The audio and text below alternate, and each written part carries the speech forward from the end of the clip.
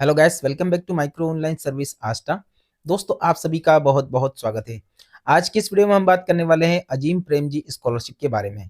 अगर आपके फॉर्म में रिजेक्शन आया है, अगर किसी कारण से कोई रिजेक्शन आता है, उस रिजेक्शन को कैसे फाइंड आउट करेंगे, कैसे आपको चेक करना रहेगा, और अगर आपका फॉर्म में अप्रूवल आया है तो अप्रूवल को कैसे देखेंगे, पैसा कैसे आया है, तो ये सारी जानकारी के लिए इस वीडियो में कंप्लीट मैं आपको बताने वाला हूँ। सबसे पहले आपको करना क्या रहेगा, लॉगिन करना रहेगा। लॉगिन करने के लिए थोड़ा सा नीचे आएंगे तो यहाँ पर देखेंगे आपका फॉर्म जो है उसको आपको यहाँ पर लॉगिन करना रहेगा। लॉगिन करने के लिए आईडी और पासवर्ड की जरूरत पड़ेगी।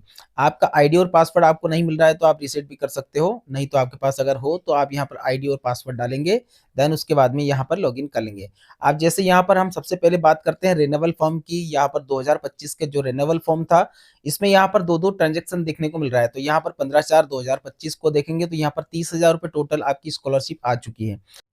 अब देखिए यहाँ पर आपके पास दो दो ट्रांजेक्शन इसमें आई है। एक तो है 30,000 रुपए का, तो ये है आपका 15/4/2025 को आया।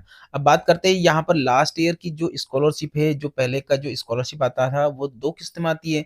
तो लास्ट का जो सेशन रहता है ना, दोनों का वहाँ यहाँ पर पोर्टल पर अपडेट नहीं होता था, अब पोर्टल पर भी अपडेट हो गया है। और यहाँ पर दूसरी जो किस्त है 23/12/2025 को आया 15,000 रुपए का। ये दोनों ट्रांजेक्शन यहाँ पर अपडेट कर लिया गया है।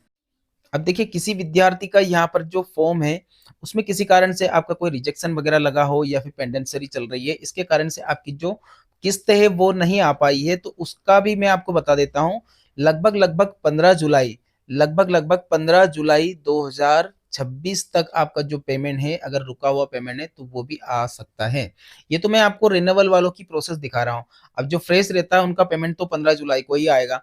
चलिए इसके बाद मैं आपको आगे की प्रोसेस बताता हूँ कि अगर आपका फॉर्म रिजेक्शन हुआ है तो रिजेक्शन को देखेंगे कैसे, और आपकी जो फाइनली आपकी जो प्रोसेस होती है उसके आगे की वो कैसे करेंगे। तो ये अमाउंट आप देख सकते हैं 30,000 और 15,000 दोनों अमाउंट आपके सामने आ चुका है। अब बात कर लेते हैं हम यहाँ पर रिजेक्शन की। अगर आपके फॉर्म में रिजेक्शन आया है तो उसको चेक कैसे करेंगे, किस कारण से आपको रिजेक्शन लगा है, और अगर मान लो रिजेक्शन लगा है तो उस रिजेक्शन को प्रोसेस को देखने के लिए कैसे आपको शॉर्ट आउट करना रहेगा, लगभग लगभग मैं प्रोसेस आपको बताऊंगा। तो ये जो जितनी भी प्रोसेस रहती है उसका स्टेटस कैसे देखना है वो सब समझ लीजिए। सबसे पहले हम यहाँ पर जैसे हमने लॉगिन किया, आपके सामने भी इस प्रकार का इंटरफेस देखने को मिलेगा।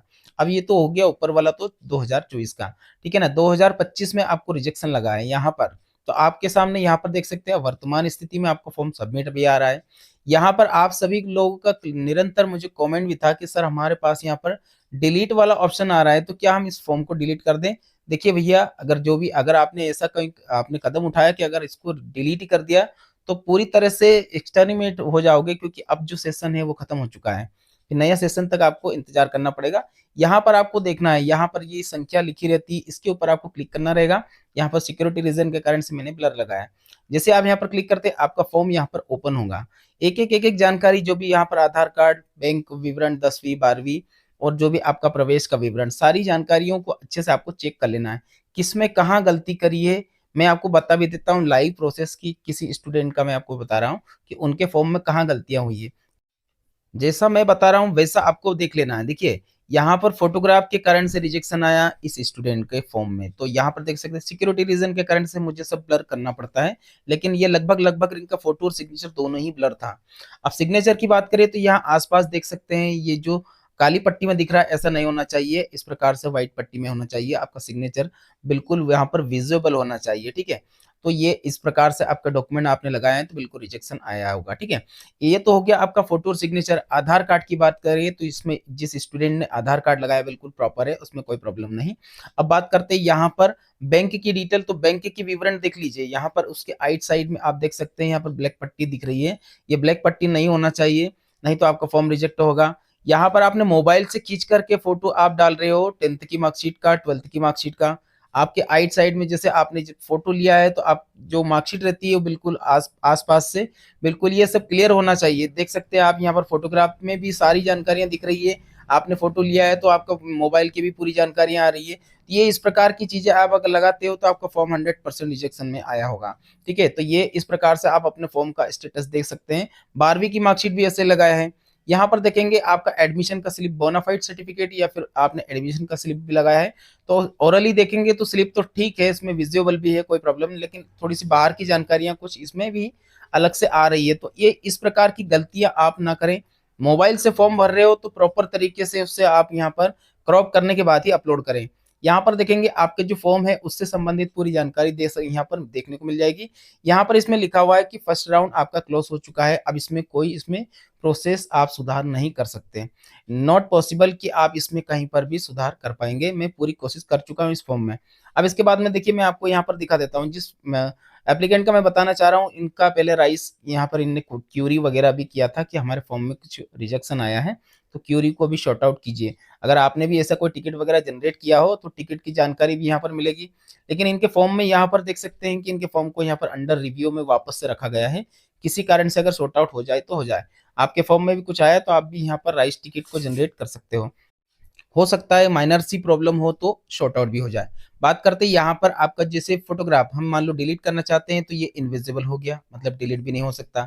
ऐसे ही सिग्नेचर को हमने करने की कोशिश किया, सारे डॉक्यूमेंट्स को करने की कोशिश किया, लेकिन यहाँ पर ये इनविजिबल ही है, विजिबल नहीं है, मतलब यहाँ पर आप सुधार नहीं कर सकते। फॉर्म में ऊपर भी लिखा हुआ है, कहीं आप इसमें करेक्शन नहीं कर सकते।